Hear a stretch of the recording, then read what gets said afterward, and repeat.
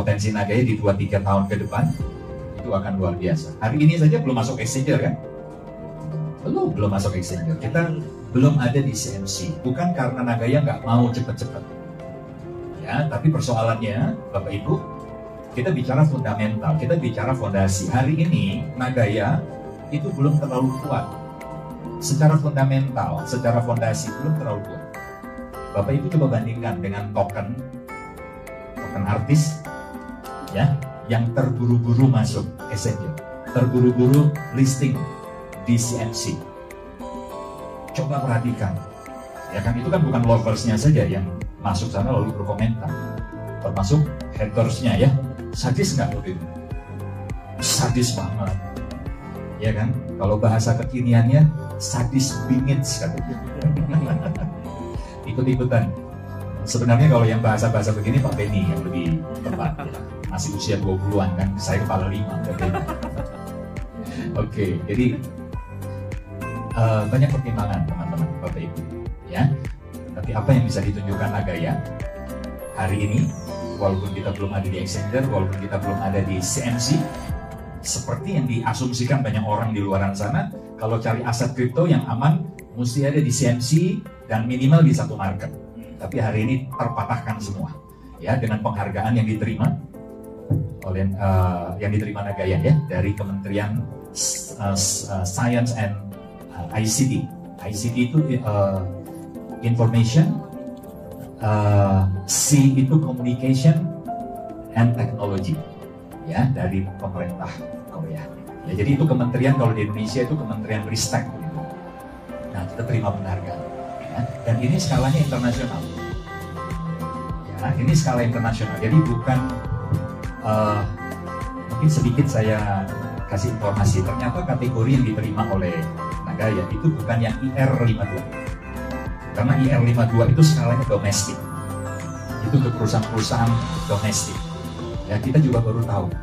Ya, jadi setelah ada penjelasan lebih lanjut menjelang saat-saat terakhir kita mau terima, ternyata yang diterima itu adalah kategori untuk internasional. Wow, luar biasa, bukan dong? Ya, jadi sama, ya, Jang Yong-sil Award, hanya ini internasional kategorinya. Ya, jadi ini sebuah pencapaian, sebuah kebanggaan lah buat kita semua. Oke, teman-teman, Pak Dani dan Ibu Siska lagi dalam perjalanan, kelihatannya mungkin agak terlambat, ya, karena macet di mana-mana dan tadi harus selesaikan dulu. Oke, jadi kami sudah atur nih. Saya dari PSD itu jam 11:30 sudah jalan. Kenapa? Karena ngerti ini hari Jumat, ya. Biasanya di Bekasi kalau Jumat begini, waduh, udah rawan. Ya, jadi kami jam 2 itu sebenarnya sudah ada di Bekasi, ya, tapi masih cari kuliner, teman-teman, di Bekasi. Makanya tadi jam 3 baru hampir terlambat, ya, baru nyampe di sini. Tapi sebenarnya jam 2 kami sudah ada di Bekasi. Oke, kita akan tunggu Ibu Siska dan Pak Dani yang sedang dalam perjalanan, ya. Tapi sebelumnya mungkin ada teman-teman yang mau ini berbagi, mungkin Pak Benny boleh atau siapa? Silakan. Atau Pak Rindu juga boleh. Mau berbagi, Pak? Silakan Pak Benny. Jadi hari ini Anda hadir di tempat ini tentunya pasti Anda akan berpikir untuk sebuah terobosan keuangan, betul ya. Nah, kita bicara mengenai terobosan keuangan. Seringkali orang-orang berpikir dengan bekerja keras bisa mengalami terobosan keuangan. Siapa yang setuju angkat tangan? Kerja keras bisa mengalami terobosan keuangan. Kerja keras bisa ya? Oke. Sekarang pertanyaan saya, ada yang tahu becak? Tahu ya semua ya, karena kita di Jabodetabek pasti tahu becak ya. Abang becak kerjanya keras apa kerjanya nggak keras? Keras. Kok nggak kaya-kaya? Karena becak, Pak. Ya kan? Misalkan Pak Ade Jadul bilang, "Bang, puncak Bang." Oke, dia goes. Ya, goes. "Ayo Bang, lebih semangat lagi Bang biar cepet nyampe." Oke deh. Goes. Keras kan? Sampai tiba-tiba ada suara duar. Pak Ade kaget. "Bang, suara apa tuh Bang?" "Nggak apa-apa deh, betis abang meledak." Ketinggian ini puncak. Kerjanya keras kan, tapi kok nggak kaya-kaya. Jadi kalau mau sukses, mau ada mengalami yang namanya terobosan keuangan, itu nggak bisa hanya kerja keras. Ya, ada kalanya kita harus kerja cerdas. Ya, saya background saya lulusan S2, tapi jangan berharap tinggi ya, bukan S2 beneran, SD SMP. Ya, saya cuma lulusan SMP, SMA 1 pernah saya drop out dari sekolah. Karena saya berpikir seperti ini. Ketika saya sekolah, saya tergolong anak yang bandel. Ya, anak yang bandel. Mungkin baru bilang, oh wajar lah pemilih bandel gitu ya. Nah, kelihatan ya. Jadi tergolong bandel. Sehingga di pertengahan semester 1 SMA kelas 1, saya drop out dari sekolah. Ya. Di saat itu saya berpikir, apakah saya mau mengulang sekolah atau enggak? Lalu saya mulai menganalisa. Saya lihat kakak sepupu saya lulusan Amrik, balik ke Indonesia, dagang. Ijazahnya diapain? Masuk Brankas. Terus kakak kandung saya juga lulusan double degree. Ujung-ujungnya kerja. Nah, sedangkan saya sendiri juga ketika saya putus sekolah, saya mencoba untuk bekerja di sebuah perusahaan advertising kurang lebih 3,5 tahun. Karena lulusannya S2, maka gajinya juga fantastis ya. Saat itu saya masih ingat 250.000. Saat itu, waktu saya mulai bekerja ya. Saya mulai mikir, oke, kalau kerja keras bisa bikin saya kaya, berarti saya harus kerja dong. Kalau bisa lembur, betul ya? Saya tawarin diri lembur, desain lembur, foto lembur, ya. Terus bahkan ngerjain segala macamnya saya selalu lembur. Tapi kok nggak sukses-sukses. Nah, sampai satu ketika saya melihat ada sebuah peluang di industri jaringan, saya jalankan. Nah, di saat itulah saya baru merasakan yang namanya sedikit kesuksesan. Artinya apa? Saya dilahirkan, istilah gini ya, saya dibesarkan lebih tepat, dibesarkan dalam kondisi keuangan yang tidak oke. Ya, jadi saya mengalami namanya kesusahan dalam kehidupan itu udah sering. Ya, maka itu menjadi satu dorongan dalam diri saya. Saya harus menjadi someone special yang bisa merubah haluan keluarga. Ya. Yaitu saya harus berpikir gimana caranya saya bisa sukses lebih cepat. Sukses lebih cepat daripada yang seharusnya. Biasanya kan kalau mau sukses artinya kita harus kuliah, kerja, cari pengalaman, kumpulin modal, buka usaha. Nah, itu ajaran orang tua, turun-temurun ya. Nah, tapi saya lihat juga kayaknya sukses itu juga nggak seperti itu juga. Nah, sedangkan saya berkecimpung dalam dunia jaringan, saya dicekokin tentang yang namanya aset. Bagaimana cara kita membangun sebuah aset. Ya. Dan di saat itu saya baru mulai berpikir, ya juga ya. Ketika saya punya fisik yang bagus untuk bekerja, oke, saya bisa dapetin uang. Tapi jangan berharap sukses. Sukses dalam karir bekerja itu cuma keberuntungan. Pas memang ada saatnya di atas Anda resign, Anda bisa naik jabatan. Itu pun sikut kiri, sikut kanan dulu. Ya. Nah, saya berkecimpung dalam dunia jaringan, berpikir untuk memiliki sebuah aset yang ditawarkan, diberikan pengharapan, yaitu apa? Pasif income dalam dunia jaringan, betul ya? Pasif income. Bangun jaringan, nanti dari jaringan ngasilin income. Tapi saya mikir, saya bertahun-tahun jalanin perusahaan network marketing, kok nggak kunjung-kunjung beneran pasif income. Sedangkan dibilangnya apa? Kerjanya satu kali, capeknya satu kali, hasilnya berkali-kali. Oh, saya nggak ngalaminnya semu. Ya, di saat waktu saya bangun jaringan, udah besar, terus kemudian ngerasain lah, saya lagi saat itu belum menikah ya, lagi pacaran dengan calon istri, saat itu yang sekarang sudah jadi istri. Lagi makan, tiba-tiba ada notification uang masuk. Nah, di satu saya cuma bercanda, wah ini nih pasif income. Dikala lagi makan, uang masuk. Padahal kita lagi nggak kerja, hari itu kita lagi off, memang nggak bangun, maksudnya nggak motivasi tim, nggak isi acara juga, ya. Saya ngerasa, ini pasif income. Di saat saya lagi mungkin jalan-jalan lagi ke KL atau kemana, uang tetap ngalir. Tapi saya bingung, pada saat produk tersebut discontinue, income saya turun drastis, turun 70%. Langsung saya mikir, wah bukan ini nih. Kalau ini nggak bisa, saya beralih ke perusahaan asuransi juga sama. Itu juga yang saya alami. Sampai akhirnya saya karena sedikit putus asa ya dalam dunia jaringan, saya pikir, wah ini kayaknya PHP doang ya. Akhirnya saya berkecimpung dalam dunia kripto saat itu. Dan di saat dunia kripto itu ya memang saya mendapatkan cukup lumayan. Tapi amblasnya juga lumayan. Gara-gara percaya mitos. Ada yang tahu mitos apa? Mitos yang orang-orang percaya. Bahkan dipegang erat-erat mitos itu yang tadi disampaikan oleh Pak Yunias. Gitu Pak. Teman-teman saya, pemain-pemain kripto awal-awal ya, waktu tahun 2012 2010-an. Mereka bilang gini, bro, kalau lu mau beli aset kripto, lu harus cari aset kripto yang ada di coinmarketcap.com. Lu buka dulu coinmarketcap.com. Ada gak? Ada gak koin itu? Saya lihat, ada bro. Nah, bagus. 1 poin lu udah oke. Langkah kedua, lu cari tuh marketnya. Ada gak di exchanger? Saya lihat, ada di beberapa exchanger. Nah, beli itu bagus. Gara-gara percaya itu, saya amblas. Padahal koin yang saya beli itu koin yang cukup terkenal. Ya, 5 besar di coinmarketcap.com, ada di belasan exchanger. Amblas sekian miliar. Cuma karena percaya mitos. Dulu buat saya itu fakta. Kenapa? Karena kan nggak ada tolak ukur saat itu. Ya, belum ada tuh yang namanya akses.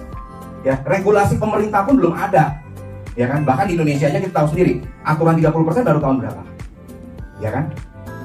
Jadi hal itu yang akhirnya menjebak dan saya habis banyak. Saat itu saya juga akhirnya trauma juga ya dengan kripto. Saya menutup diri dengan kripto. Saya cuma mikir-mikir gimana ya cara saya bangun aset. Akhirnya saya mikir, kalau emang gak ada perusahaan MLM, asuransi atau apapun industri jaringan yang memang ideal menurut saya, lebih baik saya buat sendiri. Dan di saat itu saya lagi buat sendiri ceritanya sebelum saya ketemu Nagaya. Saya lagi buat sendiri karena itu kondisi juga habis kena pandemi ya. Dan saya juga kena BO. BO berkedok organisasi. Ya, ujung-ujungnya scam. Ya kan? Nah, dan ownernya pun nggak bisa diutak-atik. Ya, jadi sudah permainan lah ya. Saat itu saya agak-agak kesel karena kondisi terpuruk habis.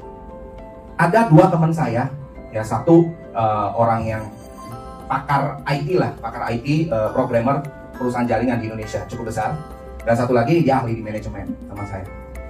Mereka bantu saya karena mereka tahu saya lagi terpuruk. Mereka bantu bikinin sistem, bikinin manajemennya segala macam, dan saya mulai fight. Ya. Saya mulai fight. Nah di saat itu saya udah mulai nih membangun sedikit jaringan.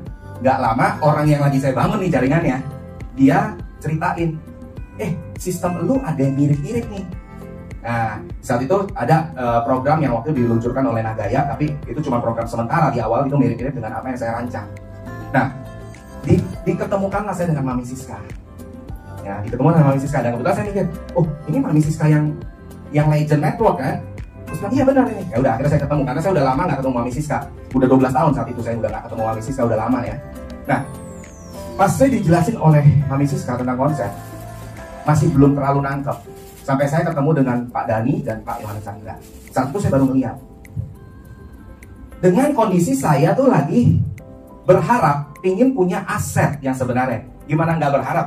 Dari kecil, dari zaman sekolah udah dicekokin yang namanya membangun aset manusia. Ya, terus ada film dulu sebelum Pablo Bruno itu saya lupa namanya, Pipo and Bro. Ya, itu zaman bahla punya video gitu ya. Nah, jadi saya berpikir gimana caranya saya punya aset yang benar-benar bisa berjalan. Saya capeknya 1 kali, kerjanya 1 kali, hasilnya berkali-kali. Akhirnya pada saat saya dijelaskan Nagaya ini, baru saya ngeliat, ngapain lagi saya capek-capek rancang, ngapain lagi saya capek-capek bangun. Toh semuanya udah tersedia di Nagaya. Apa yang membuat saya tertarik dengan Nagaya? Kalau kita pelaku jaringan, kita pasti tahu yang namanya Robert T. Kiyosaki ya, mengajarkan cash flow quadrant. Ada 4 cara mencari uang. Ada E, S, B, I. Kuadran kiri, kuadran kanan. Kita dari kuadran kiri disuruh pindah ke kuadran kanan untuk kita membangun sebuah aset. Ya, yang pertama solusinya adalah menjadi business owner, di mana harus ada sistem dan orang yang bekerja untuk kita. Dan cara ini biasanya dipakai oleh industri network marketing. Ya, B itu ya. Jadi ada sistem dan orang yang bekerja. Nah, pada saat saya melihat Nagaya, saya melihatnya itu. Program community builder-nya itu adalah sebuah the real passive income. Nah, saya yakin masih belum banyak orang bisa melihat itu. Saya yakin masih belum banyak orang melihat. Kenapa? Karena mayoritas orang melihat apa yang di depan mata. Oke, gue kalau join sekian, gue dapat berapa? Gue ngajak orang ini taruh sekian, gue dapat berapa? Kan masih mikirnya di situ. Sedangkan kalau saya udah capek kalau ngeliat yang gitu, yang saya cari adalah long term. Bangunnya 1 kali, capeknya 1 kali, hasilnya berkali-kali, ya kan? Nah, ketika saya ngeliat Nagaya, saya nggak lihat tuh program referral, bonus referral, saya nggak ngelihat sama sekali. Kenapa? Buat saya kecil. Kecil apa besar teman-teman? Kecil. Jujur semua ya, kecil ya. Bonus referral kecil. Tapi teman-teman harus paham. Katakanlah ini barang bagus nih. Ya, ini barang bagus nih. Emas. Ya. Logam mulia, barang bagus. Anda pernah lihat gak agen atau marketing logam mulia? Kenapa gak ada? Anda pernah lihat iPhone pasang iklan di TV? Kenapa? Kalau barang bagus, nggak perlu biaya promosi yang tinggi. Karena orang butuh, orang cari. Di saat itu saya ngeliat Nagaya, wah ini berkelas. Ini nggak murahan. Kenapa? Yang murahan itu Anda beli barang ini yang harganya 1 juta, payout untuk biaya marketing bisa 80%. Berarti modalnya berapa? Ketahuan ya, berarti murahan. Kalau bonus besar itu murahan. Menurut pandangan saya, bonus besar itu murahan. Kenapa? Karena barang yang kurang bagus dibagus-bagusin oleh si marketingnya. Karena dia akan dapat komisi. Ya kan? Kalau mobil bagus sama mobil biasa aja, marketingnya komisi lebih gede biasa aja daripada mobil bagus. Contoh kita lihat, lebih besar mana? Omsetnya sama nih ya. Si marketing Mercedes-Benz sama marketing Avanza, omsetnya sama. Komisi gede mana? Avanza. Marketing Avanza jauh lebih kaya daripada marketing Mercedes-Benz. Karena biaya promosinya nggak perlu besar, kenapa? Barang bagus. Ketika saya ngeliat Nagaya, ini bagus nih. Komisinya kecil. Tapi kalau saya sudut pandang saya sebagai pemain BO, saya bilang Nagaya kecil dan nggak mungkin saya tertarik. Tapi karena saya tujuan carinya itu bukan tujuan cari uang sesaat, sudah capek, ya kan? Kalau mau dapat uang sesaat, terjun BO aja sekalian, ya kan? Kalau perlu money game buat sendiri jadi owner, orang akan tahu kita jadi owner, betul nggak? Kecuali dilacak sama Barreskrim, betul kan? Karena banyak orang kayak gitu kan. Nah, tapi kan kita mau cari uang yang halal, bukan yang haram, betul ya? Nah, jadi ketika saya melihat ada gak sih impian saya dalam membangun aset itu di Nagaya. Ketika dijelaskan tentang program royaltinya, baru di saat itu saya langsung wow. Saya masih cross check lagi dengan Pak Dhani. Bro, ini hitungannya begini kan? Jadi kalau misalkan orang itu nambah asetnya, bulan keempatnya dia dapat royalti lebih banyak daripada sebelumnya. Karena penambahan tersebut. Dan karena mereka dapat lebih banyak, gue dapat royalti lebih gede lagi. Betul ya?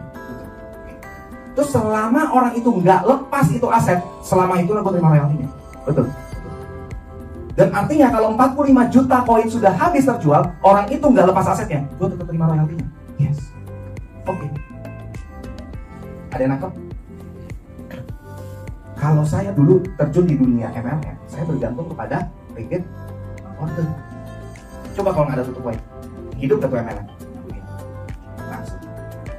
Kalau industri network marketing lainnya, kalau nggak ada sales, mati juga kan? Nggak ada income. Pertanyaannya, kalau Nagaya sudah habis terjual, ada lagi sales? Anda tetap mendapatkan benefit dari proyek?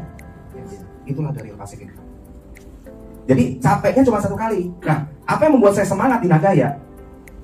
Itu poin yang saya pikir harus saya kejar. Kalau aset Nagaya saya nggak usah kejar. Aset Nagaya sudah jelas. Anda punya berapa, akan dapat profit sharingnya sesuai dengan porsi Anda. Betul ya? Tinggal Anda perbanyak aja, nggak perlu dikejar. Yang dikejar itu aset manusianya. Program community builder yang dikejar. Jadi saya berpikir gini, kalau saya terjun di Nagaya, saya harus beli aset, bukan untuk saya jual. Apa bedanya saya dengan pengalaman saya sebelumnya sebagai trader crypto, beli aset untuk saya jual? Harga naik dikit saya jual, turun lagi saya beli, naik lagi saya jual, turun lagi saya beli, naik lagi saya jual. Apa bedanya? Kalau saya sebagai motivasinya seorang trader, saya butuh Nagaya nggak? Nggak butuh.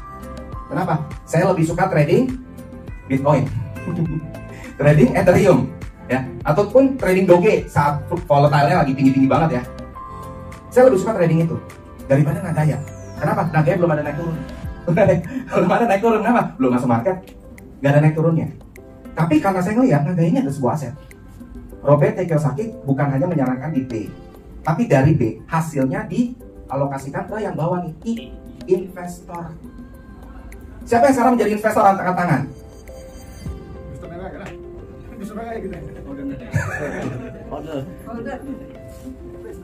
Siapa saat ini yang sudah menjadi investor? Saya perjelas lagi ya. Siapa hari ini yang sudah mengambil bagian menjadi seorang investor? Artinya Anda punya uang, Anda taruh di sebuah aset. Angkat tangan. Semua Anda yang hari ini hadir di acara ini adalah investor. Investor apa? Holders Nagaya. Perlu Anda kejar nggak? Yang perlu cuma tambah, bukan dikejar. Betul ya? Ditambah. Nah, saya berpikir gini, ketika saya melihat Nagaya, saya melihat dari sisi program community builder, saya lihat lagi dari sisi aset. Asetnya apa? Menjalankan proyek. Anda sadar atau tidak sadar, Anda sudah menyerahkan diri untuk menerima passive income, walaupun jumlahnya kecil. Kenapa? Karena masih jalan satu proyek. Sekarang kalau kita lihat, apakah Pak Bambang Hartono itu kayaknya dari Jarum? Kayaknya dari BCA? Ayo, dia menjadi orang terkaya di Indonesia karena apa? Karena dia perusahaan Jarum? Karena dia akuisisi BCA? Karena apa? Sebagai investor. Beliau kaya karena invest, bukan usaha yang dibangun. Contoh, apa tujuan Pak Bambang itu beli BCA? Ada yang tahu gak? Tujuannya benefit berupa dividen. Tahun lalu berapa dia terima? 1,6 triliun. Ya, 1,68 angkanya cantik. Ya, triliun Pak. Ya, 1,68 triliun. Dia tertarik gak untuk jual aset sahamnya? Nggak tertarik kan? 1,68 triliun tiap tahun dibagi aja 12. Berapa ratus juta setiap bulan? Hitungannya bener ya? Anda sekarang sebagai holders Nagaya, Anda mau lepas aset Anda. Kalau suatu hari total aset Anda bisa menghasilkan 1 miliar aja dalam setahun, Anda masih mau lepas asetnya? Atau Anda sama seperti saya, beli untuk simpen, bukan untuk dijual. Beli untuk diwariskan, bukan untuk dijual.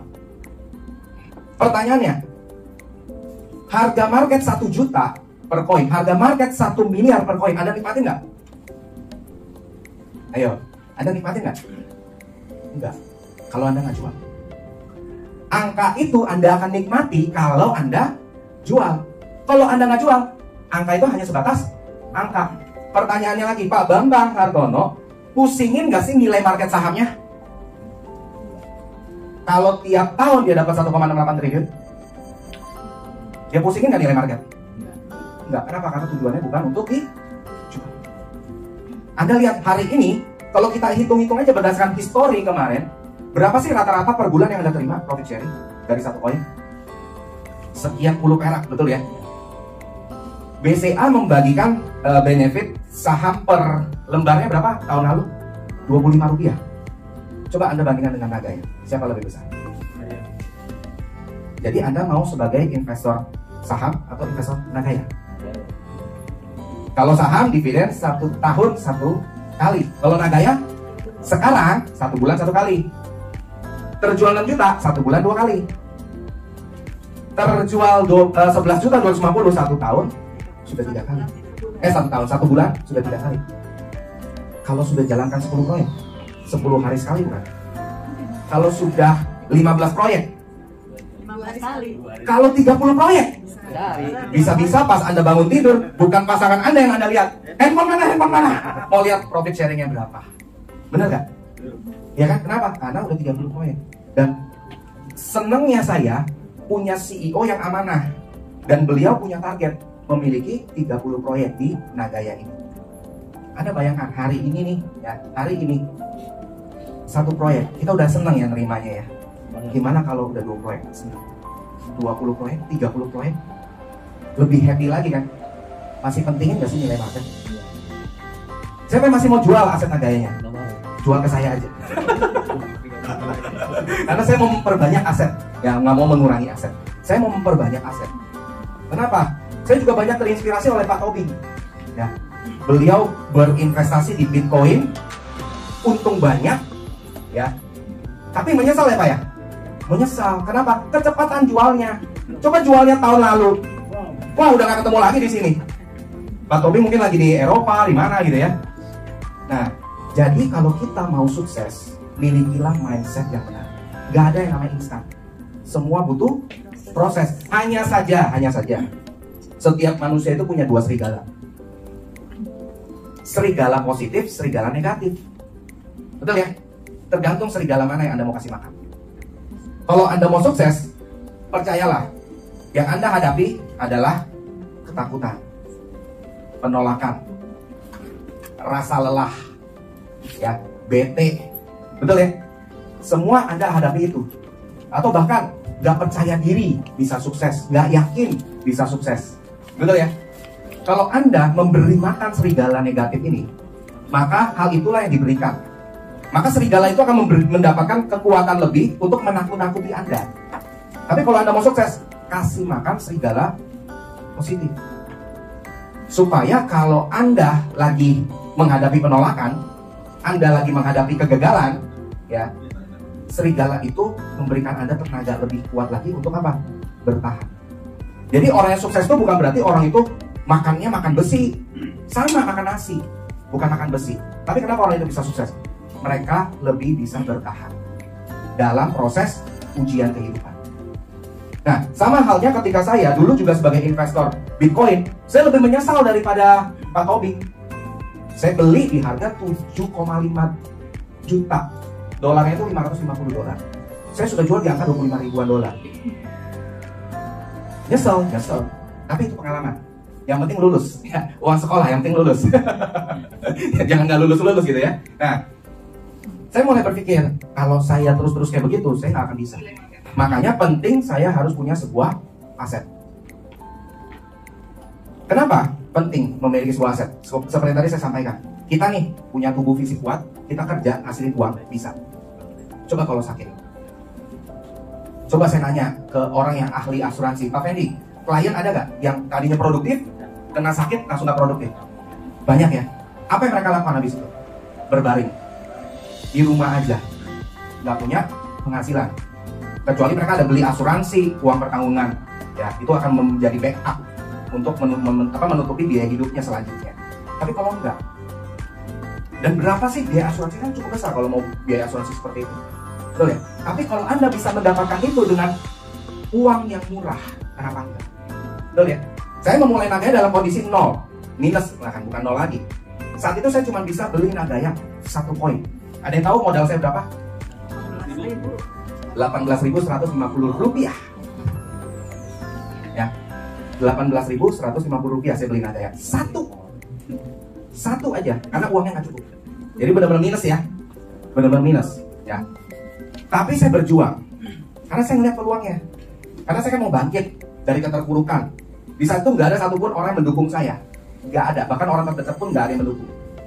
Tapi itulah, orang sukses itu nggak melihat siapa yang mendukung dia, tapi yang dia lihat gimana cara dia bisa menginspirasi orang banyak untuk bangkit dari keterpurukan. Saat itu saya cuma mikir gimana cara saya bisa bangkit. Saya ngeliat program community builder, saya ngeliat program community builder sebagai sebuah chance atau kesempatan membantu saya untuk bangkit. Ya, dalam kurun waktu nggak nyampe 2 bulan saya udah bangkit dari keterpurukan. Ya, dan Nagaya sudah bisa memenuhi biaya hidup keluarga saya di bulan kedua.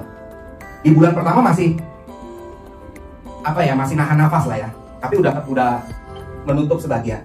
Tapi di bulan kedua udah nutup total. Dan bulan selanjutnya saya bisa nambah aset. Nah, dan di sini saya melihat kalau saya sekarang berhenti aja jadi community builder, saya udah tenang. Tapi kalau angka untuk ngelewatin biaya hidup doang ya, sama ya buat entertain segala macam udah cukup. Dari mana? Royalty. Hanya dari royalty itu udah cukup. Ya. Tapi kan saya bukan mau itu. Saya melihatnya apa? Saya harus buat backup plan. Ketika saya butuh duit, saya tidak memiliki opsi untuk menjual aset Nagaya saya. Saya membuat backup plan-nya. Percaya deh, kalau Anda mau sukses, Anda harus punya backup plan. Pikirkan yang terburuk dulu, Anda punya backupnya. Itu apa? Kalau suatu hari Anda butuh dana, entah untuk anak kuliah, anak sekolah, butuh biaya, pendaftaran, dan lain sebagainya, Anda tidak akan memiliki opsi untuk melepas aset Nagaya. Maka saya fokus membangun yang namanya aset manusia. Kenapa saya jor-joran? Banyak bilang, Pak, kenapa sih Bapak semangat banget? Setiap hari obrolan mulu, pagi, siang, sore, malam, buka obrolan terus. Ya, training, motivasi terus. Kenapa? Karena saya mau memiliki sebuah aset manusia, bukan hanya aset produktif dari proyek, tapi aset manusia. Dari aset manusia ini yang memberikan passive income buat saya menutupi kebutuhan, keinginan. Sedangkan kalau aset Nagaya buat apa? Anak cucu. Buat anak cucu. Kenapa? Jaminan. Kita nih produktif, belum tentu keturunan kita produktif. Betul ya? Belum tentu mereka bisa meneruskan apa yang kita bangun. Kalau saya bikin sebuah usaha atau toko, belum tentu bisa diteruskan oleh anak. Tapi kalau aset, entah itu saham, ya, entah itu aset apapun, ya, atau katakan aset Nagaya, bisa diwariskan? Bisa. Mereka bisa mendapatkan benefitnya? Bisa. Berarti perlu capek-capek lagi ya? Hal terbodoh yang mereka lakukan adalah mereka jual. Tapi ingat, saat itu kan kita udah nggak ada. Mereka bisa memilikinya kembali. Apalagi ketika saya melihat Nagaya ini kan, apa ya, memiliki sebuah pattern yang akan membuat Nagaya ini semakin berharga. Ada yang tahu pattern apa? Faktor kelangkaan. Karena jumlahnya cuma 50 juta, 5 juta udah dipegang sama developer. 45 juta yang dipasarkan ke publik. Ada gold withdraw atau burning coin. Targetnya berapa? Dalam 20 tahun ke depan tinggal 10 juta yang beredar. Ingat, kembali lagi 5 juta di developer. Berarti di market nanti kira-kira berapa? 5 juta ya. Jadi total 10 ya. Kira-kira di saat itu ya, Anda sudah menerima benefit profit sharing 30 kali dalam 1 bulan. Emas Anda bertambah terus sebagai manajemen resiko. Anda berpikir gak untuk melepas? Dan jumlahnya semakin berkurang nih. Betul ya? Jumlahnya semakin berkurang. Anda masih berpikir gak mau lepas? Kalau Anda lepas, belum tentu Anda bisa beli balik. Betul ya? Prinsipnya begini, ketika Anda lepas, katakanlah Anda lepas satu koinnya 1 juta, dan harga koin itu naik terus sampai 10 juta, Anda mau beli lagi cuma dapatnya berapa? 0,1. Kalau dia naik lagi jadi 100 juta, Anda mau beli balik 0,01. Rugi gak? Rugi kan? Nah, secara angka jumlah koin Anda rugi. Secara uangnya mungkin ya so-so lah ya, tapi angka koinnya Anda rugi. Dan kalau jumlahnya semakin berkurang, prinsip nilai pasar apa? Harganya makin naik. Nah, pertanyaannya, kalau harga udah makin naik, makin banyak gak orang yang mau berebutan? Berapa banyak kalangan kolektor mencari mobil-mobil tua yang masih bagus, yang klasik, dan mereka berani bayar mahal? Kenapa? Limited edition. Padahal udah jadul kan? Coba sekarang Anda cari motor Vespa. Coba Anda cari motor Vespa. Dapat gak tuh harga murah? Dapat gak tuh harga murah? Motor Vespa ya, yang tahun 70-an kalau bisa ya. Nah, tahun 59 lebih mahal lagi. Nah, ada gak yang bisa dapatin di bawah 10 juta? 100 juta? Tergantung barangnya. Tapi kalau yang terawat, mulus, mereknya aja nggak pernah luntur gitu ya, orang berani bayarin nggak 200 juta? Berani. Karena apa? Terbatas. Nah, sama dengan Nagaya. Kalau orang-orang di luar sana ngelihat tiap bulan dapat benefit, emasnya nambah, mereka pengen nggak punya Nagaya? Kalau pengen, ada negosiasi nggak? Ada kan? Nah, inilah yang membuat harga Nagaya akan terus meningkat. Nah, jadi kalau kita benar-benar mau memikirkan masa depan kita, terutama kita membangun sebuah aset, maka penting kita harus memiliki mindset yang benar. Buang jauh-jauh yang namanya instan. Gak ada yang namanya instan. Kalau instan nanti ujung-ujungnya uang jin dimakan. Anda dapat nih, katakan, wah untung dari sebuah BO. Ya, BO bohongin orang, bisnis BO ya. Tapi emang benar. Jadi kalau dulu sejarah BO, kalau Anda benar-benar pemain ya, pasti Anda tahu sejarahnya. Pertama dibilang bisnis tuyul, ganti nama jadi bisnis hantu, lebih modern. Betul gak? Siapa yang masih ingat zaman dulu bilangnya bisnis hantu? Ya, dari bisnis hantu ganti jadi bisnis MG, money game. Ya, money game dikemas lagi, ya, jadi bisnis persen-persen. Akhirnya dikemas lagi, bisnis bohongin orang. Bisnis bohongin orang kan gimana gitu kita namanya, lu mau gak ikut bisnis bohongin orang? Kan gak ada yang mau ikut, bener gak? Diselipin, diplesetin, BO. Jadi kalau orang nanya, bilang aja bisnis online bro, BO online. Tapi kan kalau orang yang benar-benar bisa menilai, mereka akan mikir, bisnis online itu kan kayak Tokopedia, Shopee, online shop, betul ya? Nggak ada tuh bisnis online persen-persen kan, ya kan? Nah, di situ orang harusnya udah mulai ngeh, ya namanya BO itu sebenarnya bohongin orang. Ya, ada nggak bisnis BO yang sukses, yang long term? Nggak ada. Ya, nah itu faktanya. Jadi buang jauh-jauh yang namanya instan-instan seperti bisnis BO segala macam. Anda punya uang, Anda taruh berharap uang itu beranak uang. Percayalah, Anda akan kehilangan lebih banyak. Anda hilang, Anda masukkan 10 juta, dapatnya 10 juta. Berarti 20 yang balik ke Anda untung dong. Pasti Anda tergiur lagi gak untuk ikut selanjutnya. Pas Anda ikut selanjutnya, Anda mikir gak untuk naruhnya cuma 5 juta? 10 juta? 20 juta? Percayalah Anda masukin 50 juta. Betul gak? Dengan mana uang itu? Sertifikat tanah lah digade, betul gak? Handphone lah dijual, betul gak? Sapi lah dijual, bener gak? Sawah dijual, untuk apa? Masukin. Karena pengalaman Anda sebelumnya, wih, untung 100% tergiur, betul gak? Pas Anda masukin 50 juta, minggu depannya, goodbye my love, kalau kata Pak Yosua ya, gimana? Happy? Nangis. Miris ya? Itulah yang terjadi di kehidupan kita. Betul apa betul? Itu yang saya alami juga. Untung berapa? Awal-awal ikut ya, wih semangat. Ya sama lah, kalau Anda ke Genting, Anda ke Macau, Anda ke Las Vegas, ya, Anda ke MBS, sama. Anda dikasih menang dulu kan? Judi menang dulu. Panas, taruh lebih banyak, taruh lebih besar. Akhirnya amblas. Betul ya? Apa bedanya? Sama. Jadi kalau Anda mau sukses, nggak ada yang kayak gitu. Ada nggak Anda ngeliat konglomerat lagi ikut bisnis persen-persen? Konglomerat? Nggak ada kan? Yang mereka kerjanya ngapain? Golf, traveling, family time. Habis apa? Sesekali doang mereka ngeliat laporan perkembangan sahamnya. Oh ini progresnya bagus nih. Wah kayaknya bagus nih buat nambah slot sahamnya. Dia taruh lagi. Nambah. Karena apa? Mereka melihat fundamental, bukan dengar apa kata orang.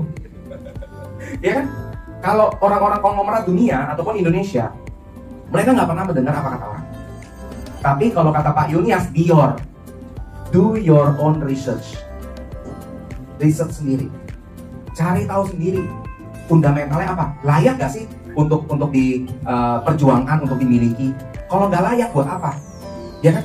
Kalau perusahaan, katakanlah Anda ngeliat nih satu perusahaan TBK, perkembangannya barusan mengalami kerugian beruntun 6 bulan. Anda berani beli sahamnya? Nggak berani kan? Karena Anda sudah membaca mengalami laporan kerugian selama 6 bulan berturut-turut. Betul kan? Pasti Anda nggak berani dong. Tapi kalau Anda nggak ngeliat itu, Anda cuma dengar kata orang. Kata Pak Benny suruh beli, lagi bagus tuh saham yang itu, padahal laporan keuangannya lagi minus. Kalau Anda nggak punya fundamental, nggak do your own research, jadi korban nggak? Jadi korban. Makanya penting untuk kita lakukan riset sendiri. Yang nggak bisa tuh kita hanya mendengar apa kata orang, oh ini bagus nih, ini lagi hype nih. Nggak bisa.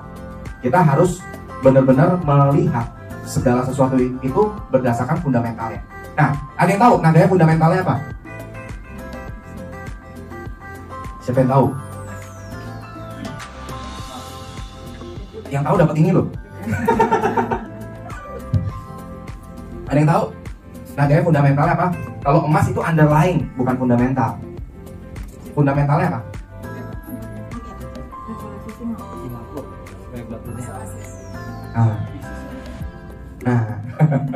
Percayaan dari utilitas. Fundamentalnya nada itu ada beberapa. Yang paling pertama, tujuannya apa? Visi besar. Yang kita harus lihat fundamental itu pertama harus visinya dulu. Jangan lihat proyeknya dulu, jangan. Proyek tanpa visi jalan nggak? Visinya dulu. Visi besar Nagaya ada yang tahu? Ya. Menjadi alat tukar yang bisa diterima semua orang dengan rasa aman dan nyaman. Gimana caranya supaya ada rasa aman dan nyaman? Maka ada motonya. Kalian tahu motonya? Membangun kepercayaan. Membangun kepercayaan dan nilai melalui legalitas dan transparansi. Gimana caranya membangun kepercayaan melalui legalitas dan transparansi? Harus punya kantor fisik, harus punya legalitas yang terdaftar resmi dan legal. Kalau bisa skalanya internasional, makanya didaftarkan di SINAP. Ya, terus kemudian apa lagi? Manajemennya bisa di Ownernya harus jelas. Jangan di legalitas ownernya Budi, yang tampil ownernya Johan. Nah lo, yang mana ownernya? Nah jelas kan? Tapi kan kita ngeliat sendiri legalitas Nagaya yang di akra.gov.sg. Nah siapa namanya? Chandra. Pak Yones Chandra ya. Yang tampil, Pak Yones juga. yang tadi Anda nonton live, Sama. yang ada di Zoom, sama? Nggak beda orangnya? Nggak beda ya? Bukan. Nah, berarti lolos ya? Lolos. Terus apa lagi yang Anda harus cari tahu? Manajemennya. Di sini ada manajemennya? Di mana orangnya? Lagi duduk. Oh, di sini. Ya, jadi hari ini pun Anda bisa langsung ketemu dengan manajemennya. Ya, saat ini baru 2 orang yang hadir, 2 lagi perjalanan. Ya, jadi Anda bisa ketemu manajemennya. Ya, Anda nggak beli kucing dalam karung. Oke, terus apalagi yang Anda harus cari tahu? Fundamentalnya, do your own research. Lihat white papernya. Kan kripto. Kalau kripto berarti harus ada white paper. Baca white papernya sesuai dengan visi besar. Dan yang dijalankan oleh Nagaya sama nggak sesuai dengan white paper? Nah, itu yang Anda harus benar-benar cari tahu. Ya, jangan sampai miss di situ. Ya. Terus apa lagi? Kalau kripto itu kan volatile ya, harganya bisa naik turun semau-maunya. Betul ya? Nah, gimana cara Nagaya memiliki manajemen atas resiko tersebut?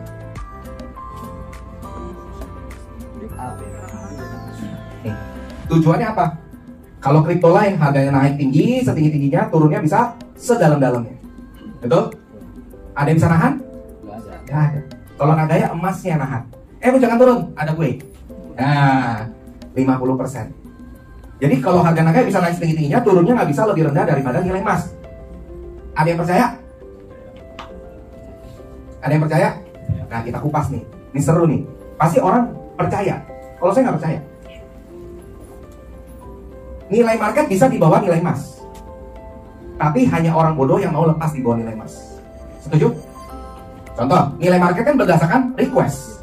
Siapa yang berani beli aja kan? Siapa yang berani jual aja, terjadilah nilai market tersebut. Candle itu terbentuk. Betul ya? Chart itu kebentuk. Artinya apa? Naga itu punya 2 nilai. Satu, nilai intrinsik yang sekarang ini sudah ada. Nanti ketika masuk market ada nilai market. Berarti sekarang belum ada ya nilai market ya. Baru ada nilai intrinsik. Sekarang kalau nilai market ada yang lepas, katakan harga Nagaya $3 misalkan ya di market. Terus ada yang mau lepas $1, boleh nggak? Boleh. Berarti nilai market jadi $1 nggak? Nilai market jadi $1 bang? Berarti bisa nggak nilai market Nagaya bisa lebih rendah daripada nilai emas? Bisa. Tapi hanya orang bodoh yang mau melakukan itu. Betul nggak? Kita bicara psikologis market. Ketika Anda melihat harga Nagaya naik, terus dia turun. Kalau turunnya katakan harga Nagaya $3, turunnya di bawah 1,5. Anda mau lepas atau Anda mau balikin aja ke perusahaan ambil emasnya? Kalau nilai market terus jadi $1, Anda pilih mana? Jual di market dikali $1 atau Anda withdraw emasnya? Anda jual emasnya, masih dapat senilai $1,5 per koin. Pilih mana?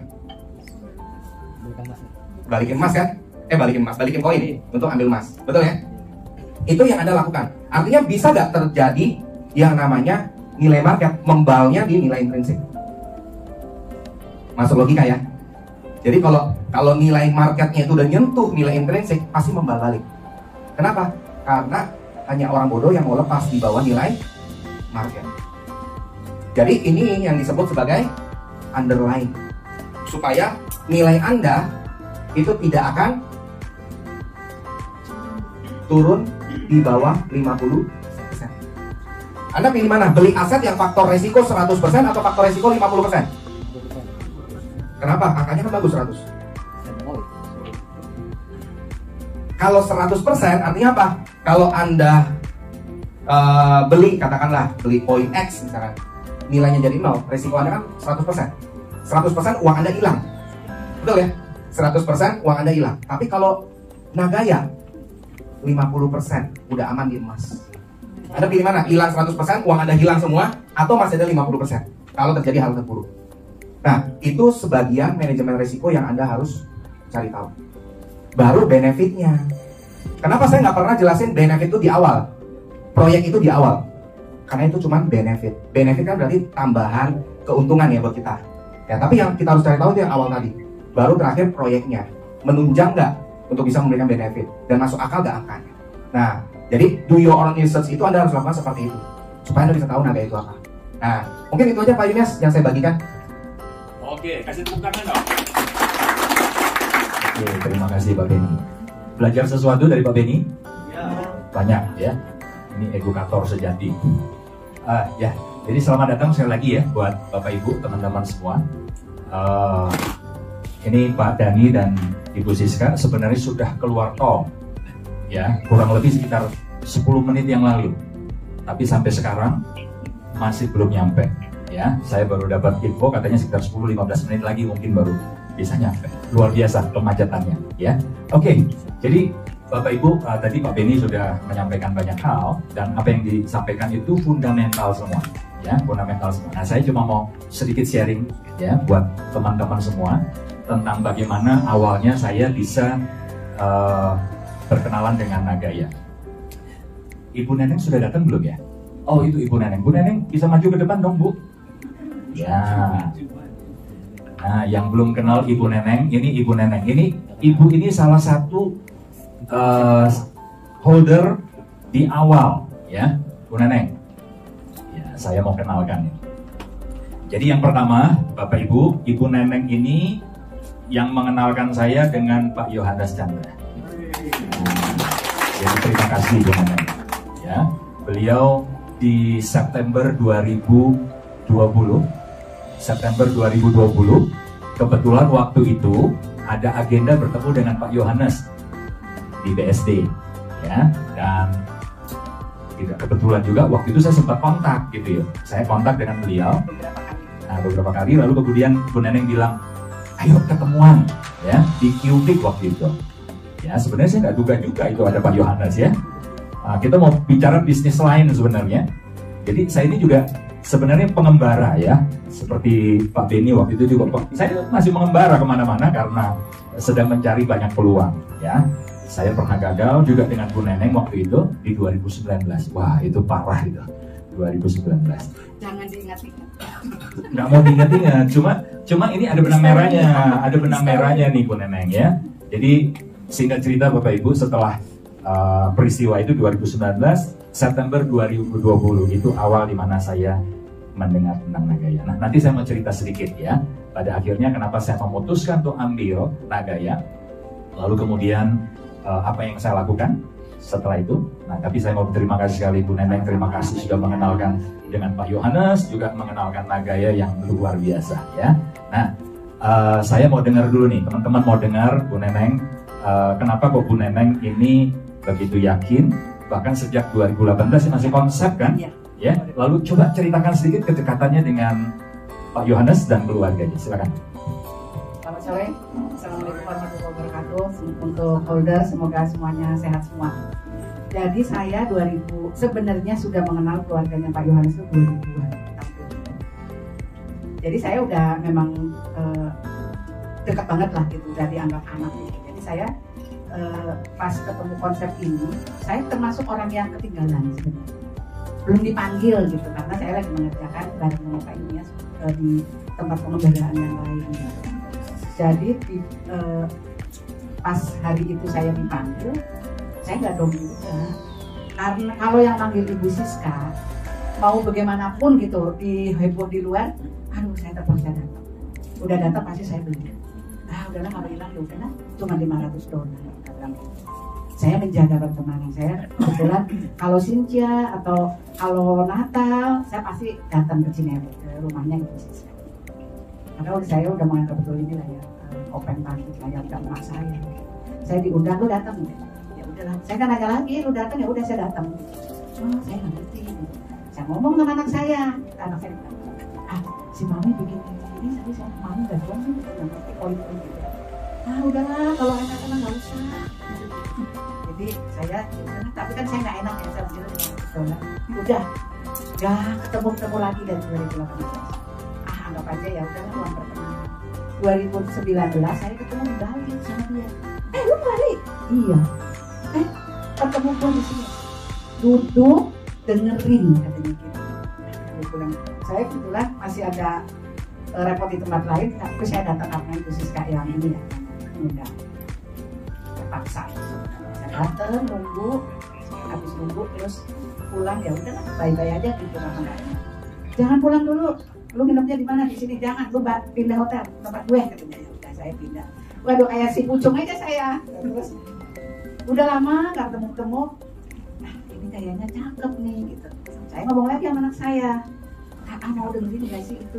Saya kebetulan kalau panggil Pak Yohanes itu John, lu mau dong ketemu nih si Evan lagi ada di Bandung. Lu di mana? Katanya. Gue di Tasik. Buruan cepetan datang. Kalau nggak, lu nggak bakalan bisa ketemu Evan. Karena saya mau pulang besoknya mau ke Jakarta. Akhirnya dia mau ketemu dari Tasik turun di Bandung ketemuan. Evan ini, anak saya ini agak strict juga, dia pasti pilih-pilih bener gitu. Karena saya kebetulan diajarin poin sama anak saya ini waktu dia sekolah di Jerman 2009. Dia bilang ini bakalan bagus nih, nanti kalau mau trading, tradingnya pakai Bitcoin aja. Jangan dijual semua. Ya kita kadang-kadang ya udah naik 6 juta saya jual. Jadi harga 3 juta saya udah punya Bitcoin. Tapi habis pas 2000 berapa ya 17 sampai 2016 tuh habis. Anak saya masih punya, masih pegang. Terus saya akhirnya ketemu lah si Yohanes nih sama anak saya. Udah saya sih hopeless gitu. Nggak bakalan mau saya kan. Karena kalau anak saya nggak izin, saya kurang semangat gitu. Terus tiba-tiba dia keluar jam 7 habis makan bareng aja. Aku bilang, serius kamu mau beli? Iya. Ya udah terserah lu ya, dia pokoknya udah aku begini karena gini yang kita tunggu adalah pertama masukin emas ke the safe house pertama, kedua audit, ketiga proyek maksudnya yang akan mengeluarkan ini profit proyek. Dan berarti kalau bagaimanapun kita rugi cuma 50% karena uang yang waktu itu masih $1 ya, 10.000 artinya akan loss 5.000 kembali emas. Tapi zaman itu emas masih kurang lebih 550 sampai 600. Jadi kalau terjadinya loss gitu $5.000, sebenarnya saya udah untung BEP karena sekarang emasnya 900. Anak saya ngomong begitu, udah nggak usah pikirin kalau saya dia bilang gitu. Enggak beli. Pas ya si udah mulai nih ada saya lah kebetulan juga grup pertama dan kedua yang memang menyaksikan masukin emas ke the safe house. Saya ada 10 orang, yang kedua ada 10 orang. Nah, habis itu ya udah, karena itu waktu itu masih bentuknya konsep, dia juga belum ngadain apa-apa, ya saya nggak mikirin juga kebetulan gitu. Sampailah ketemu Pak Yunias September 2020. Ini sebenarnya agak lama. Pak Yunias kamu ketemu Pak Yunias nggak jadi dulu. Jadi saya juga proudnya lagi referensi ke orang gara-gara Pak Yunias ini malah duluan loh yang ngecek di mana sih ini proyeknya, JT-nya di mana, Google-nya ini apa-apa, saya malah kurang tahu tuh. Nanti boleh Pak Yunias tambahin cerita soal kenapa sih akhirnya Pak Yunias mengambil gitu loh, mau gitu. Saya juga sebenarnya nggak mikirin itu, saya sih mikirnya pertama aduh gue enak nih dipanggil Ibu Siska, kalau hilang ya cuma $500. Yang kedua karena anak saya bilang aku beli. Aduh, kalau aku beli berarti dia support saya gitu kan, biasanya mami mau ini gini ya udah dia nggak bakalan juga gitu. Ya udah berarti saya kalau bilang nggak bakalan ngomong juga sama anak saya. Kalau ini karena dia kebeli. Siapa ini?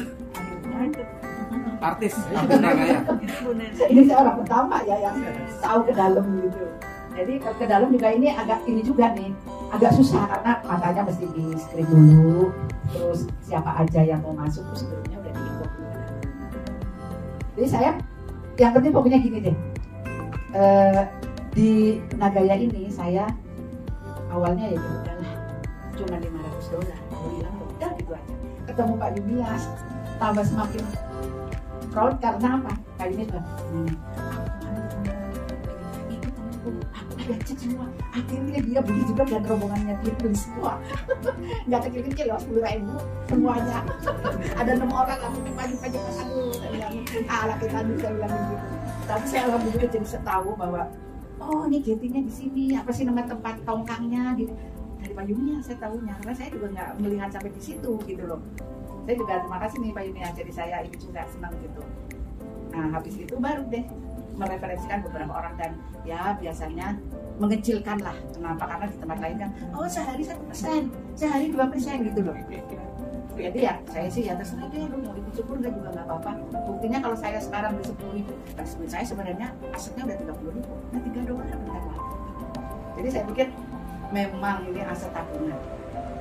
Anak saya dulu, saya ada uang jual mobil kita di mobil. Kita bagi aja ya satu orang 150 juta. Kata anak saya dulu jangan beliin aja negara itu. Kalau dulu kan habis depresiasinya juga tinggi, beli mobil nanti tiba-tiba tahun depannya kan mesti bayar STNK ulang tahun terus segala macam gitu. Jadi akhirnya dibeliin. Jadi orang anak saya udah janji saya kalau mau 2021 udahlah biar saya mau punya utang sama anak. Udah saya pergi aja kan ya udah punya duit. Terserah itu dia kali gitu. Kalau saya berjanji, nah itulah bedanya dulu. Sampai sekarang juga sama. Dulu pada saat saya kami Pak Ilyas beli 10.000 poin itu ada cashback, tapi saya belum menerima profit proyek. Saya menunggu 3 tahun, 2018, 19, 2001 sahabat. Dan saya nggak pernah mengeluh gitu. Ya habis gimana emang melihat melihat roadmapnya begitu gitu. Udah saya kain aja. Kalau anak saya, udah masuk ini mas udah audit yang dari The Safe House-nya ya kan, karena masih kecil belum gitu. Tunggu itu sama akhirnya yang kedua adalah proyeknya udah jalan. Jadi saya bedanya adalah seperti itu. Kalau sekarang mah harganya udah ibaratnya udah terkenal gitu. Nggak pusing deh gitu. Saya dulu kan gila loh, bayar loh 150 juta. Pak Ilyas bayar teman-teman. Nggak ada loh apa-apanya. Thank you doang, oke, selamat ya jadi join member. Beneran, sekarang ini saya sampai bilang tadi juga di mobil, kami proyek ini yang kedua keluar, habis itu pensiun. Serius loh, saya nggak bohong loh. Saya bilang aku nggak mau main apa-apa lagi, gue training balik lagi yang mau lagi. Karena yang lain-lain kan udah saya ini ya, udah tahu lah di kemarin banyak cerita yang saya sama anak saya, kata anak saya support. Kebetulan si Pak Junia sudah melihat juga melihat bahwa oh ini lokasinya di sini, ininya di sini. Mas saya semakin boleh. Pak Ilyas boleh lanjutkan berita yang ketemu dengan Pak Harun. Kenapa sih Bapak juga? Oh tiba-tiba kan kemarin saya ketemu Bapak 3 kali itu Bapak nggak mau loh. Maksudnya masih gitu. Ini luar biasa nih ya. Saya yang nodong jadi saya ditodong nih sekarang. Terima kasih Bu Neneng ya. Ya, jadi Bapak Ibu mungkin selama ini nggak sadar ya, waktu presentasi kan sering nih lihat foto ini kan, nah itu beliau. Ya, jadi Ibu Neneng salah satu yang sudah pernah melihat emas yang disimpan di The Safe House. Ya, ini peristiwanya bulan November 2019, 1 bulan sebelum pandemi ya, COVID di Wuhan. Jadi masih sempat ya. Lalu kemarin yang beberapa hari kemarin, hari Senin kemarin, itu yang kedua, batch kedua. Oke, 6 kilo. Jadi ini waktu itu baru 1,5 kilo. Ya, 1,5 kilo. Nah, sekarang sudah ada 7,5 kurang lebih ya, 7,5 kilo. Ya, nah dalam waktu dekat akan ada penyimpanan lagi. Kenapa dicicil sih Pak? Nggak semua langsung sekaligus itu, 3,4 juta waktu itu ya, 4 juta US dollar. Kenapa nggak semua? Karena manajemen pengen sebanyak mungkin atau lebih banyak holder yang berkesempatan nanti diajak ya untuk melihat. Oke, sebenarnya yang kemarin ini harusnya ada yang diajak, tapi karena berhubung Pak Yohanes sebenarnya harus terbang ke mana, ke Korea ya, tapi juga ada halangan ya, masalah visa. Oke, saya mau cerita teman-teman, kemarin ya waktu saya diajak, jadi September 2020 yang lalu waktu saya diajak sama Bu Neneng ketemu dengan Pak Yohanes. Pak Yohanes itu cerita simple banget, sangat simple tentang apa itu naga ya. Jadi beliau itu cerita pakai kotak ya. Oke, jadi beliau sampaikan begini, Pak Yunias, kalau seandainya Bapak ada uang 200 juta ya, ada uang 200 juta untuk diinvestasikan. Pilihannya ada dua, ya, antara beli emas, ya katakanlah ya, emas sekarang berapa sih harganya? Kurang lebihnya 1 juta ya. Berarti kalau 200 juta dapat berapa gram? 200 gram ya. Ini 1 keping 100 gram. Berarti dapat 2 keping. Oke? Nah, antara Bapak bisa pilih 200 gram emas atau ada pilihan kedua. Ya, tiba-tiba ada yang menawarkan sebuah kotak. Sebuah kotak. Kosong ya. Oke, harga 200 juta. Bapak mau pilih yang mana? Ya, saya bilang ya, ngapain saya beli kotak harga 200 juta? Ya udah pasti akal sehat saya milih yang Emas. ini dong. Benar nggak? 200 gram emas.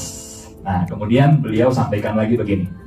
Tapi Pak, jika kotak ini ya di dalamnya ada 100 gram emas. Sekarang Bapak pilih mana? Saya bilang tetap pilih itu. Ngapain saya pilih ini? Walaupun di dalam kotak ini ada 100 gram emas. Karena kalau saya pilih ini sama saja dengan saya beli kotaknya berapa harganya? 100 juta.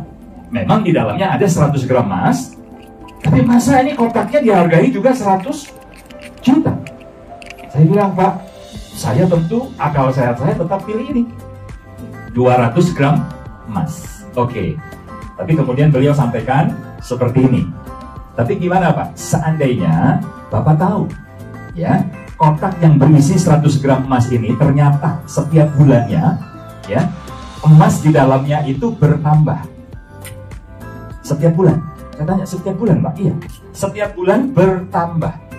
Ya, bahkan ada satu waktu di mana gramasi emas yang ada di dalam kotak ini bisa melampaui 200 gram emas yang Bapak pilih pertama sebagai pilihan pertama. Ya, dan tidak berhenti di situ. Setelah dia sama atau sedikit melampaui yang 200 gram ini, karena berpotensi terus nambah, ya, bisa jadi nanti jauh melampaui, selisihnya itu lebih jauh dari 200 gramnya. Nah, sekarang pilihan Bapak yang mana? Seandainya Bapak ada 200 juta, Bapak sekarang pilih yang mana? Saya bilang kalau memang ada kotak, ya, yang walaupun awalnya berisi cuma 100 gram emas, ya, dengan modal 200 juta ya, tapi emasnya berpotensi terus bertambah, saya akan pilih. Nah, Pak Yohanes tanya, Bapak kenapa pilih yang ini sekarang? Ya karena saya lihat potensi jangka panjang. Memang sekarang dibandingkan dengan ini, ya, nampaknya aset ini jauh lebih berharga dan masuk akal untuk saya pilih. Tapi kalau mempertimbangkan masa depan, tujuan jangka panjang, ini kelihatannya pilihan yang lebih menarik. Ya, nah beliau lalu katakan, Pak Yohanes, itulah Nagaya. Kotak yang awalnya cuma berisi 50% dari nilai investasi Bapak dalam bentuk emas ya, 50% ya. Ya, tapi kemudian emas yang ada di dalam kotak ini terus bertambah. Nah, itulah Nagaya. Sebenarnya dari situ saja saya sudah nangkep. Ya, konsep Nagaya itu seperti apa. Nah, lalu beliau menjelaskan kenapa kok emasnya ini bisa bertambah. Ya, tadi Pak Beni sudah menjelaskan bahwa emas bisa bertambah karena ada proyek yang dijalankan, ya. Dari keuntungan proyek, sebagian akan nambahi emasnya, betul ya. Lalu kita yang pegang Nagaya juga menerima benefit kan? Setiap bulan kita masih terima apa? Profit sharing, ya, dari semua proyek yang nanti akan dijalankan oleh Nagaya. Memang hari ini baru satu proyek nikel yang ada di Kolaka, tapi nanti bagaimana jika sudah 2 proyek? Anda akan terima sebulan 2 kali. Tadi Pak Beni bilang kalau 10 proyek 3 hari sekali Anda akan terima profit sharing. Tapi jangan lupa, selain Anda terima profit sharing, cadangan emasnya bertambah setiap berapa hari? 3 hari. Setiap 3 hari. Berarti di dalam kotak ini yang tadinya cuma 50%, ya, dari nilai yang Anda belanjakan Nagaya, betul ya? Jadi kalau Anda spend 200 juta untuk beli Nagaya, 100 jutanya kan sudah dalam bentuk emas kan di awal, betul nggak? Ya. Tapi kemudian karena proyek yang dijalankan Nagaya, kalau sampai 10 sudah jadi kenyataan ada 10 proyek, maka setiap 3 hari sekali, ini emasnya nambah Bapak Ibu. Nah bayangin kalau sudah 20, kalau 30, setiap hari emasnya bertambah. Oke. Jadi dari situ Bapak Ibu, saya nangkep, ya, saya bisa kemudian kembali ke 2008-2009 karena kebetulan memang saya juga basic saya ini sebenarnya programmer Bapak Ibu ya. Jadi 2008-2009 itu di kalangan orang-orang yang bergerak di bidang programming, di dunia programming atau di dunia IT ya, itu menjadi buah bibir ya, menjadi isu pembicaraan yang hangat gitu. Ya, dan saya salah satu yang skeptis dengan konsep Bitcoin ya. Secara teknologi nggak diragukan Bapak Ibu ya, karena saya tahu Bitcoin itu pakai algoritma yang namanya SHA-256 ya. SHA-256 itu dikembangkan salah satunya oleh Departemen Pertahanan Amerika. Bayangin, Departemen Pertahanan Amerika ya. Salah satunya adalah untuk meningkatkan integritas keamanan internet ya. Selain SHA-256 itu juga dikembangkan untuk tanda tangan digital ya, tanda tangan tanda kutip secara digital. Jadi artinya ketika Bitcoin pilih SHA-256, maka dari sisi teknologi itu nggak bisa diragukan, nggak bisa dihack, nggak bisa dipalsu, nggak bisa diretas, nggak gampang untuk membobol algoritma ini. Dari sisi keamanan ya, dari sisi keunggulan teknologi nggak diragukan. Tapi dari sisi konsepnya, Bapak Ibu, kalau saya pilih Bitcoin itu sama seperti saya beli apa tadi? Nah itu dia. Ya, saya bilang sama Pak Yohanes, kalau Bitcoin 2008-2009 yang lalu itu konsepnya seperti Nagaya, saya sudah invest. Karena waktu itu masih harga 1 sen dan saya sudah dengar. Itu sudah jadi pembicaraan di kalangan programmer Bapak Ibu. Ya, pegiat di dunia software ya dan hardware juga. Saya juga sempat di kota Surabaya saya punya perusahaan juga, perusahaan hardware juga jual komputer ya. Kalau Bapak Ibu dulu masih ingat ada istilah komputer jangkrik ya, itu komputer rakitan gitu kan. Nah saya jual yang jangkrian karena cuannya lumayan waktu itu Bapak Ibu ya. Oke, jadi saya bilang sama Pak Yohanes, Pak, konsep saya tidak ada masalah, ini keren ya. Selama ini saya melihat Bitcoin dan kawan-kawan dari sudut pandang kacamata skeptis. Saya nggak percaya dengan konsep mereka. Dari segi teknologi, oke, tapi dari sisi fundamental, ya, dan bagaimana dia bisa menjadi sebuah aset yang bisa menyimpan nilai. Saya bilang nggak mungkin. Kalau toh nanti dia punya nilai, pasti bubble. Itu keyakinan saya, ya. Tapi ketika saya dengar konsep Nagaya, saya bilang ini keren, ya. Jadi seandainya Bitcoin seperti ini konsepnya, saya sudah beli, ya. Dan saya bilang, Pak, secara konsep saya tidak ada masalah dengan Nagaya. Tapi justru yang jadi ganjelan saya adalah masalah proyek nikel. Ya, karena teman-teman, saya trauma dengan perusahaan yang aku jalanin proyek tambang. Ya, ujung-ujungnya sandiwara. Ya, karena yang di 2019 saya dengan Bu Neneng, ya, itu ada di perusahaan yang 2 bulan sebelum scam. Ya, 2 bulan sebelum scam itu dia nunjukin proyek tambang ya, dan cukup banyak ya orang yang diajak untuk lihat tambang. Bayangin, dokumennya semua dikasih tunjuk ya, MOU tanda tangan ya, pimpinan dengan satu kerajaan di Malaysia ya, dengan sultannya itu ditunjukin. Kurang apa coba? Semua dokumen legalnya semua ditunjukin, bahkan lokasi tambangnya dikasih tunjuk, kegiatan produksi pertambangannya dikasih tunjuk. Tapi semua zong, hanya dalam waktu berapa bulan? Hanya dalam waktu 2 bulan. Dan saya bilang sama Pak Yohanes waktu itu, ada Bu Neneng juga. Saya bilang, Pak, kasih waktu saya. Ya justru ketika Bapak bicara tentang proyek, ya saya itu trauma, Pak. Ya, dan waktu itu kan 2020 ya. Berarti baru 1 tahun lewat dikit kan peristiwa itu terjadi. Ya, jadi saya minta waktu untuk cek. Nah, saya validasi Bapak Ibu, khususnya untuk proyek itu 4 bulan. 1 bulan pertama saya validasi legalitasnya, ya tidak terlalu sulit. Ya, seperti Iup dari usaha tambang yang ada di Kolaka.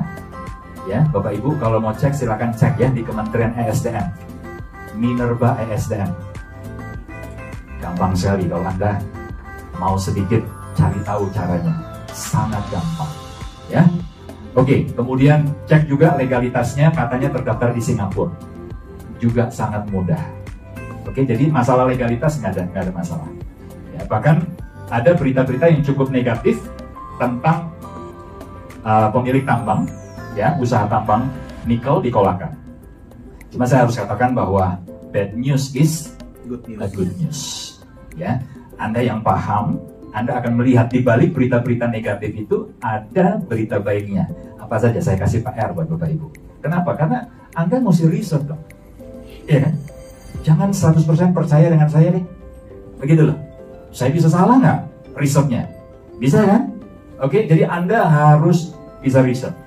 Ya, nanti satu hari saya pengen dengar ada 1-2 orang di sini bilang, Pak, saya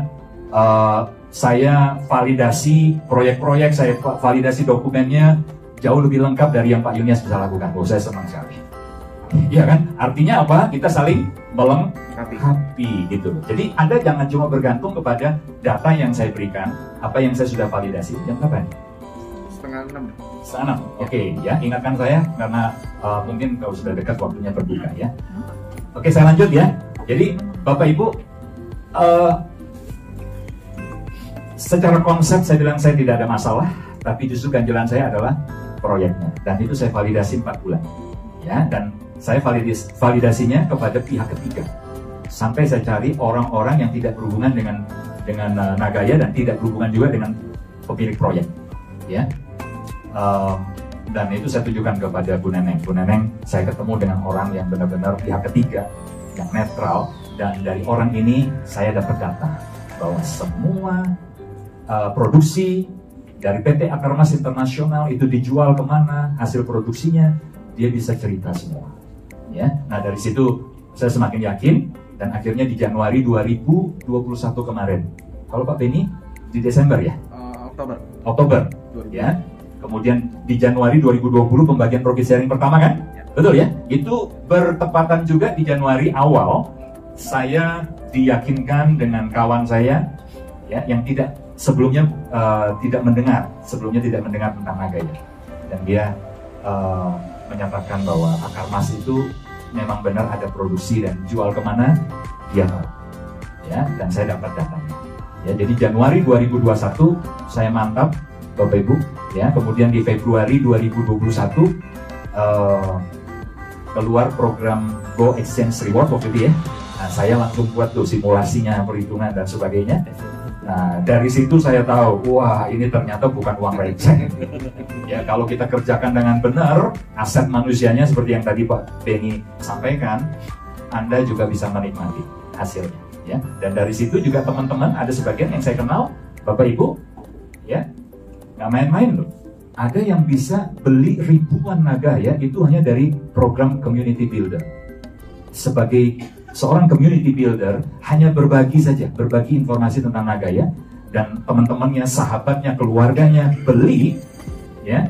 Pada akhirnya dalam waktu 1 tahun, dari cuma puluhan di awal, kalau Pak Beni 1 ya, kalau teman 1 ini 35 kalau nggak salah. Dia mulai di Januari 2021 hanya dengan 35 Nagaya. Hari ini sudah berapa Pak Rindu? 6 ribuan ya? 6 ribuan. Ya, dan itu 100% teman-teman, penambahan 6 ribunya itu dari referral bonus. Anda nggak kasih tepuk tangan buat Nagaya? Ya, jadi sebenarnya Bapak Ibu, tinggal bagaimana Anda melihat peluang. Dan terus terang tidak semua orang bisa melihat peluang ini. Tidak bisa melihat peluang di Nagaya. Ya, tapi Anda yang bisa melihat peluang dan Anda kerjakan ini dengan totalitas, ya, yakinlah Anda juga akan bisa menikmati hasil. Kalau Pak Beni dalam waktu 2 bulan saja sudah mulai berasa, 3 bulan sudah ketutup semua ya. Bayangin, hanya 3 bulan kerja, ya. Tapi kalau saya lihat, ya Pak Beni kerjanya memang kerja gila. Ya, terus terang saya juga nggak bisa kerja seperti yang dilakukan oleh Pak Beni. Ya, itu kerja gila gitu loh. Tapi hasilnya sepadan, ya kan? Dan Anda yang tidak mau berkorban seperti Pak Beni, ya, tidak mau mengupayakan yang lebih dari yang sudah dilakukan atau minimal sama, ya, Anda nggak berhak untuk komplain. Anda berhak untuk komplain untuk hasil, ya. Kalau seandainya kita nggak bisa mencapai hasil yang setara, nggak bisa. Karena kerja keras itu nggak mengkhianati hasil. Betul, teman-teman? Ya, jadi seperti itu. Nah, oke, saya mau tampilkan yang ini, ya. Oke, Anda melihat Nagaya itu seperti apa, Bapak Ibu, hari ini? Jangan-jangan Anda melihat Nagaya masih seperti ini, ya, masih berantakan. Oke, Nagaya udah berapa tahun sih? 2018 sampai hari ini sudah mau 4 tahun, betul ya? Sudah mau masuk tahun keempat, sudah mau 4 tahun, ya. Tapi mungkin sebagian masih melihat Nagaya masih berantakan seperti ini. Jujur, siapa di sini sebagian yang masih ragu nih, khawatir jangan-jangan Nagaya nggak beda seperti yang lain-lain, ya? Banyak ya. Kenapa? Hanya karena Nagaya belum bisa nunjukin, nggak bisa nunjukin model bisnis seperti ini. Seperti kebanyakan yang perusahaan-perusahaan yang sebenarnya too good to be true. Betul ya? Wajah Nagaya belum seperti ini, masih berantakan. Nah, kita pengennya sih kalau dapat informasi tentang Nagaya itu, ya kalau bisa sudah masuk di market, udah liquid gitu kan. Karena selalu kita mengasumsikan liquid itu kalau sudah di market. Ya. Dan kita pengen model Nagaya seperti ini. Tapi kenyataannya yang kita lihat masih rupanya seperti ini ya. Betul ya? Bapak Ibu, selama 4 tahun emangnya Nagaya ngerjain apa aja sih? Kok masih seperti tadi, nggak seperti ini? Gitu loh. Bapak Ibu, sebenarnya Anda harus tahu. Ya, Anda harus tahu. Nagaya selama 4 tahun itu fokus bangun fondasi. Ya, kalau fokus bangun fondasi, yang di atas memang tidak terlihat. Yang jadi problem adalah yang di bagian bawah ini memang sepertinya belum nampak. Betul nggak Bapak Ibu? Betul ya? Tapi menurut Anda sebuah bangunan semakin tinggi dia dibangun, ya, faktor utama yang harus disiapkan lebih dulu apa sih? Fondasi kan? Betul nggak Bapak Ibu? Apa jadinya kalau Nagaya itu seperti koin-koin yang Anda dengar di luar sana? Pak Dani, selamat sore Pak Dani. Oke, terpaksa saya selesaikan ya Pak Dani ya. Bapak Ibu, kalau seandainya Nagaya itu seperti yang lain-lain, katakan ya, mohon maaf ya, saya sebutkan nih, token artis, belum apa-apa, udah listing di market Indonesia, ya, demi supaya hype. Itu Bapak Ibu dengar waktu diumumkan si artis mau bikin token sampai akhirnya dia listing di market, salah satu market di Indonesia, itu berapa lama? Hitungan bulan. Kalau nggak salah cuma 2 bulan ya? Iya. Sekitar 2 bulan sudah listing. Dan apa yang terjadi hari ini dengan harga dari token tersebut? Rame. Rame.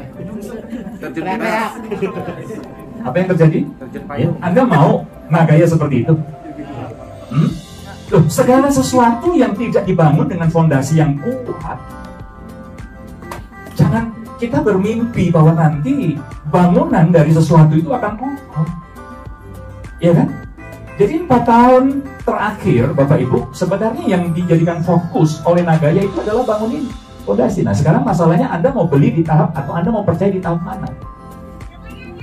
Ya, bahwa nanti satu hari bangunan Nagaya itu akan menjulang ke atas. Ini cuma masalah waktu Bapak Ibu. Percaya nggak? Ini cuma masalah waktu saja. Ada yang nanya begini, Pak, bisa nggak harga Nagaya itu menyamai potensi harganya Bitcoin? Sangat. Tapi tolong kasih waktu ya. Bitcoin untuk mencapai all time high tertingginya berapa tahun? 13 tahun. Supaya fair, kasih dong waktu 13 tahun buat Nagaya untuk ke 68.000 US dollar. Iya dong. Iya kan? Apalagi Nagaya itu 4 tahun pertama itu sibuk hanya untuk mempersiapkan ini, fondasi, memperhatikan kekuatan fondasi, kedalaman fondasi, ya. Nah, bagi Anda yang mau percaya di tahap ini, di tahap groundbreaking, ya, ini kan tahap pre-sale ya, Betul ya? Konsekuensinya Anda diganjar dengan harga yang murah. Oke, harganya murah. Nah, tapi kalau Anda mau percaya di tahap ini, setelah rooftopnya jadi, ya jangan minta dong harganya masih di 2,99 US dollar. Oke? Ya, jadi pasti ya teman-teman, kepercayaan semakin tinggi kepercayaan, ya itu berbanding lurus dengan nilai. Oke? Memang hari ini di tahap ini karena belum bangunan di atas belum nampak, ya belum banyak orang yang mau percaya. Itu sebabnya Anda berhak untuk dapat harga di 2,99. Tapi nanti kalau Anda sudah percayanya setelah bangunan lebih terlihat jelas, lebih kokoh, ya banyak pencapaian-pencapaian yang bisa dibuktikan, ya jangan pernah harap bisa dapat di harga 2,99. Ayo kita sekarang ngomongin soal fondasi, ya. Fondasinya seperti apa yang dibangun oleh Nagaya? Ini dia teman-teman. Nah ini kalau seandainya ya fondasinya nggak kokoh, Anda nggak mau kan Nagaya ngalami nasib seperti ini ya? Betul ya? Oke. Itu saya cuma kasih visualnya saja supaya ada bayangan kalau fondasi nggak kokoh, resikonya seperti itu. Nah, yang pertama Bapak Ibu, ya fondasi Nagaya itu sudah pasti adalah emas. Nah, hari ini sudah ada 7,5 kg emas tersimpan di The Reserve. Dulu namanya The Safe House Singapura, sekarang The Reserve, ya. Oke, pending USD-nya itu memang masih ada 3,18 juta US dollar. Ya, Anda bisa buka hari ini di 3,18. Tapi ini akan terus berkurang, ya, karena ya kita doakan sama-sama ya, pandeminya juga tidak akan menjadi lebih parah lagi ke depan, tapi semakin berubah menjadi endemik, ya. Supaya kita bisa setiap bulan kalau perlu ada penyimpanan, Bapak Ibu, ya. Nah, yang kedua adalah profit sharing, ya, dan pembagian profit sharing dan penambahan emas, oke, dari proyek-proyek yang dijalankan oleh Nagaya. Kemudian yang ketiga apa Bapak Ibu? Ada utilitas, ya. Ini juga merupakan fondasi yang sedang dibangun. Bayangkan, hari ini kita masih dalam taraf pre-sale, tapi sudah ada perusahaan, ada 4 perusahaan yang MOU dengan Nagaya. Ya, yang pertama Before Lala Square, ini bahkan dari Februari 2020, ya 2 tahun yang lalu sudah MOU. Kemudian ada Sesung Corporation, ini Juni 2021. Sesung Corporation kebetulan juga ada developer yang membangun Before Lala Square, ya. Tapi dalam skala yang lebih besar, Sesung Corporation adalah developer juga yang bangun banyak properti di Korea Selatan. Dan orang Korea bisa beli sekarang properti yang dibangun oleh Sesung Corporation itu dengan menggunakan Nagaya, ya. Jadi kalau Sesung Corporation itu seperti kalau Bapak Ibu bayangin aja perusahaan-perusahaan properti di Indonesia. Sebut aja siapa?